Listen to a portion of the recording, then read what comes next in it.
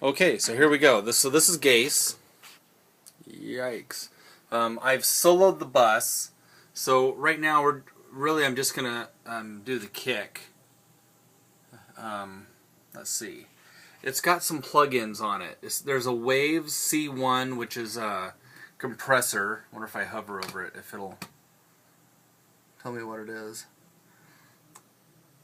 So there's a compressor there that's missing. That's one of the plugins. I got a parametric EQ, which I can launch.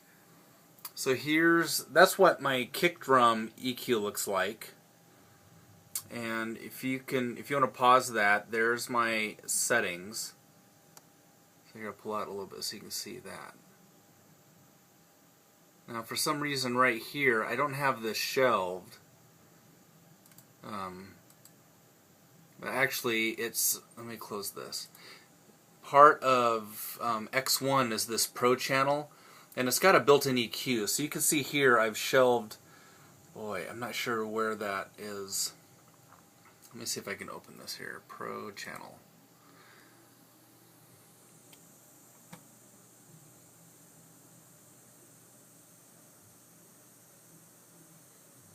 So that's where the low frequency is. At 164 and at 106. So really it looks like anything below 106. If it's even on, I'm not sure. So I'll quit playing around with that. Let me hit play here.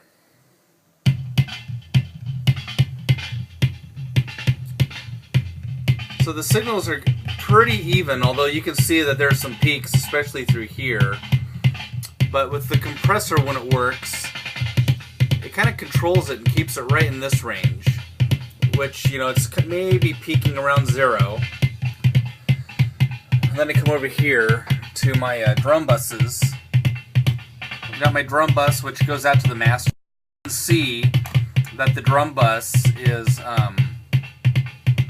quieter than the output here, which I boosted.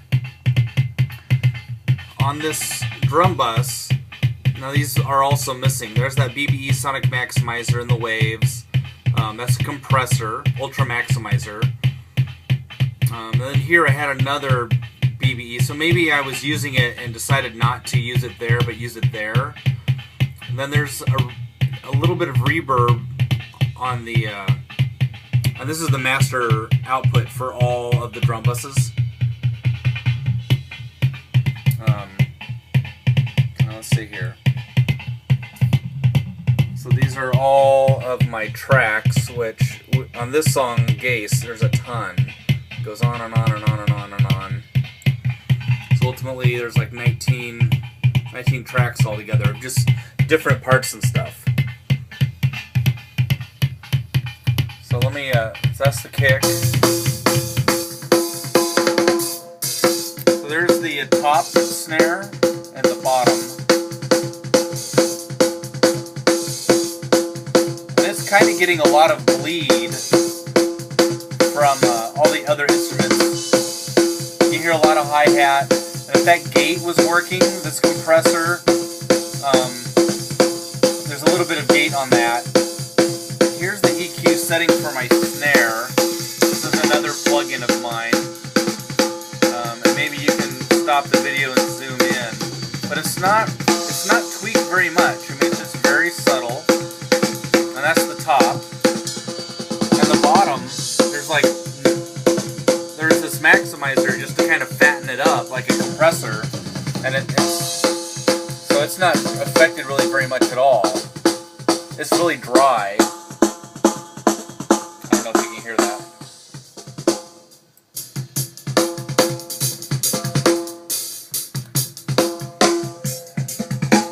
And then you can kind of see what's going on in the bus.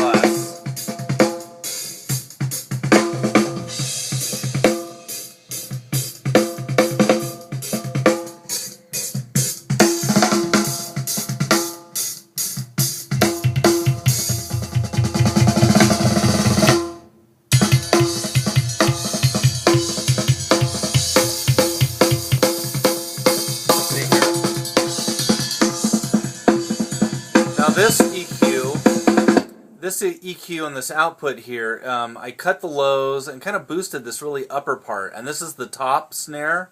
There's an EQ that I showed you before. That's a plug-in on the snare itself, on the top.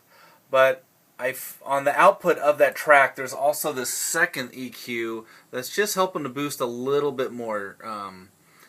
And I probably could have done it all in the one EQ, and maybe it's a no-no to be using a whole bunch of EQs on one track, but you know, this worked, and you know, I guess if it works, how could it be bad?